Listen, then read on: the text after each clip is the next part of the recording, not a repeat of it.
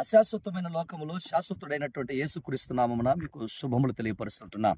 ప్రియమైనటువంటి వారులారా, ప్రభు అయినటువంటి యేసుక్రీస్తుని మనం గమనించినట్లయితే మార్కు సువార్తలో, లూకా సువార్తలో, మత్తయి సువార్తలో గమనించినట్లయితే ఆయనని పిడిగుద్దులు గుద్ది అరిచేతులతో కొట్టి ఆయన ముఖము పైన ఉమ్మినటువంటి పరిస్థితులు మనం చూస్తున్నాం. ఇవన్నీ కూడా ఎందుకు ఆయన మన పక్షాన పిడిగుద్దులు తిన్నాడు, ఉమ్ముకోబడ్డాడు, అరిచేతులతో కొట్టించుకోబడ్డాడంటే ప్రభువైన యేసుక్రీస్తు అంటాడు, యెషయా గ్రంథంలో అంటాడు, చూడుము నా అరిచేతుల్లో నేను చెక్కి ఉన్నా అంటున్నాడు. అవునండి, ప్రభువైనటువంటి దేవుడు అరచేతుల్లో చెక్కుకున్నటువంటి దేవాది దేవుడు నిన్ను భద్రంగా చూసుకుంటూ అనుదినము ప్రతిదినము తన చేతుల చేత చూసుకుంటూ నీ ముఖాన్ని, నీ జీవితాన్ని, నీ వ్యక్తిత్వాన్ని చూసుకుంటున్నటువంటి మహాదేవుడు నీకు ఏది అవసరమో సమస్తము కూడా ఆయన ఎరిగి ఉంటున్నాడు గనక అందుకంటాడు, ప్రసంగి గ్రంథంలో రాయబడతా ఉంది, ప్రతి దానికి ఒక సమయం ఉంటుందని రాయబడతా ఉంది.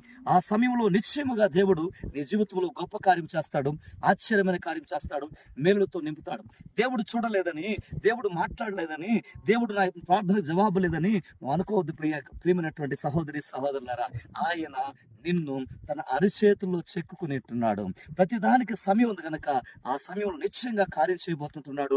ఆయన చేతుల్లో నువ్వు చక్కబడి ఉన్నావనే సంగతిని నువ్వు గుర్తిరిగినట్లయితే, విశ్వసించినట్లయితే నిశ్చయముగా ఆయన చేతిలో ఉన్నటువంటి నీకు సహాయం అందించడానికి ఆయన ఇష్టడుగా ఉంటున్నాడు. అరచేతులతో కొట్టించుకోబడ్డాడు. కారణం ఏంటి అంటే నిన్ను ఆయన అరచేతుల్లో చెక్కుకుని ఉన్నాడు గనక. కాబట్టి అరచేతుల్లో చెక్కబడినటువంటి నీవు ధన్యుడవు, ధన్యురాలువు.